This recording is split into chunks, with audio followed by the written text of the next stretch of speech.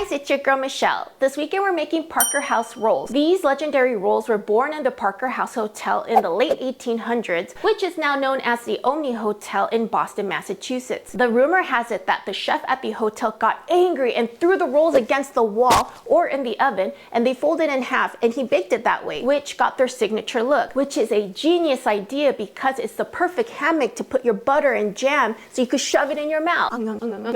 I can't wait to make these rolls. Let's get started.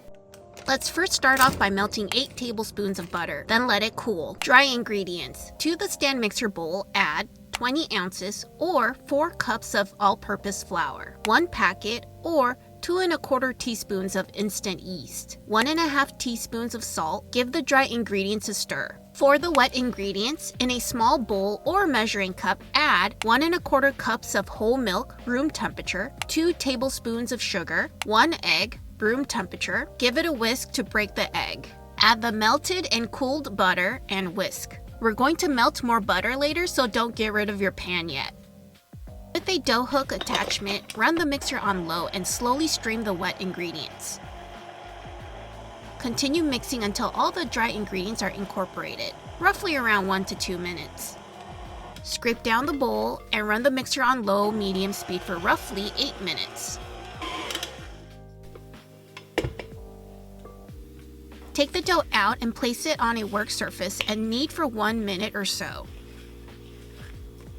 Form the dough into a ball and place it back into the bowl. Cover and let it rest for 1 to 1 1/2 hours or doubled in size. Let's melt 4 tablespoons of butter to brush our rolls.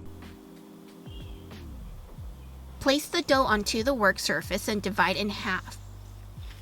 Roll each piece into roughly 12-inch logs. The recipe indicates to cut each log into 12 pieces to make 24 rolls, but I like the rolls a little bigger, so I'm going to divide it into 16 pieces. Also, I have poor symmetry, so my rolls will be all in different sizes. Let's just say that each piece will be unique. Roll each piece of dough into balls. Gather and pinch all the sides together.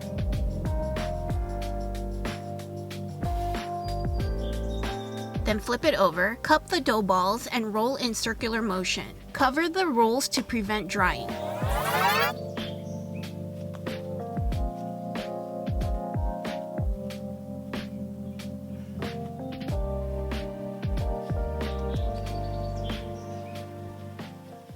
Let the rolls rest for 15 minutes covered. Take a dough ball out. Flip it over so the smooth round side is facing down. Flatten the dough. Roll it out with a rolling pin. Use a thin dowel or a wooden spoon to make an indentation in the middle. Brush the top with melted and cooled butter. Fold over. Then gently apply pressure to the open edges. Transfer the rolls onto a parchment-lined baking sheet.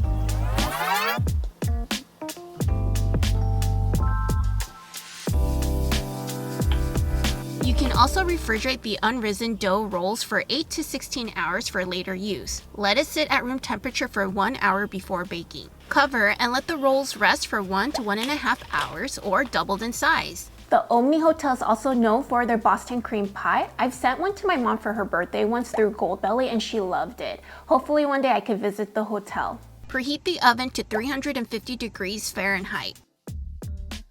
If your melted butter has solidified, then heat it up again and let it cool. Brush the top and sides of the rolls with melted and cooled butter. I read that the Parker House roll recipe was kept a secret until the First Lady Eleanor Roosevelt requested the recipe to be sent to the White House kitchen. Bake for 20 to 25 minutes or until golden brown.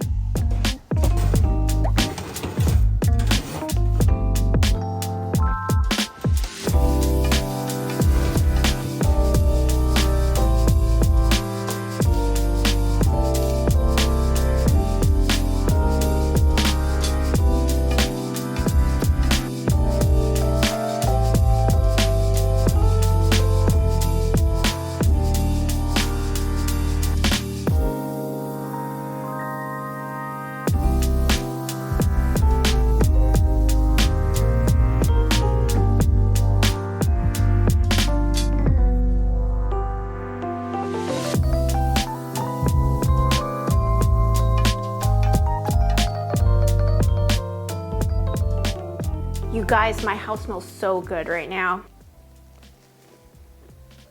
It's very crispy on the bottom, light and airy in the middle, buttery. With the amount of butter, I thought it was gonna be a very dense, heavy roll, but it's not. It's very airy. There are so many different versions of this Parker House roll recipe. I've seen a lot of YouTubers and chefs make these, and I could understand why. They are so delicious. That's all the time we have for today, guys. Until next weekend, bye.